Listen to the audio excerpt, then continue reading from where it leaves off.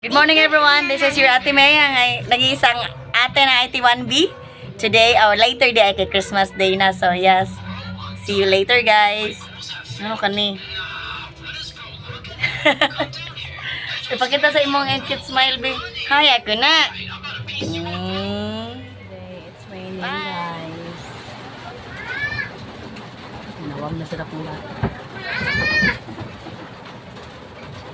Nawam na siya. Okay.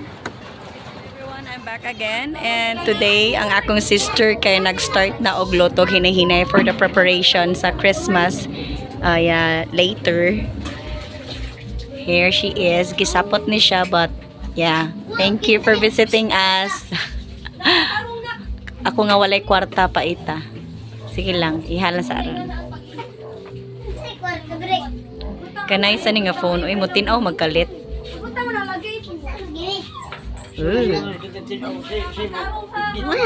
Muto pa na kamantin. I'm back again and sama ko makaya mong balay tanaw. Ilan ako ipakita ako lang sang now. Actually karon na Pasko walang-wala jud ko, so naara jud ko sa balay. Kauban ako family, my parents, my siblings, most especially my kids, and ang mag-celebrate mi sa Pasko simple lang.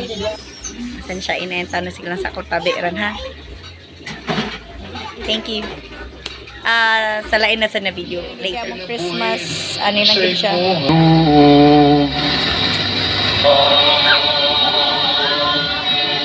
Ang Ginoo manakan ninyo.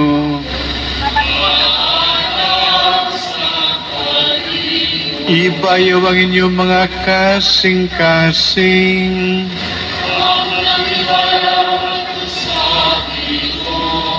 Magpasalamat kita sa Ginoong atong Diyos.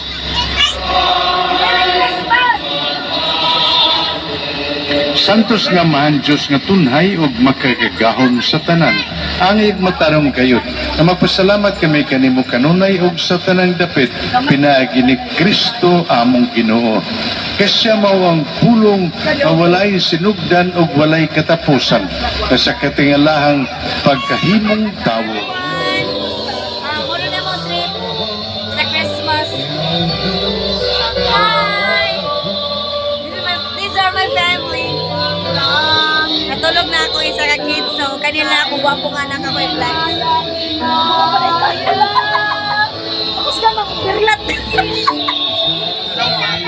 Mora ginang amo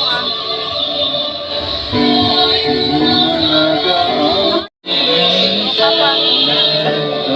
Kaya ako sa vlog na ko.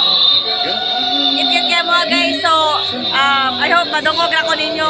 Medyo saba kay nagpatok akong papa for church para may kasimbang na ara sa Lisbalay. Ora ganyan akong handa guys, oh, tanawa na ko. Look at this. So okay ra. Gamay, malipayon. Aniya kami kanimo Muna po, ma'am. among pagpasalamat pinaagi ni Kristo. Merry Christmas!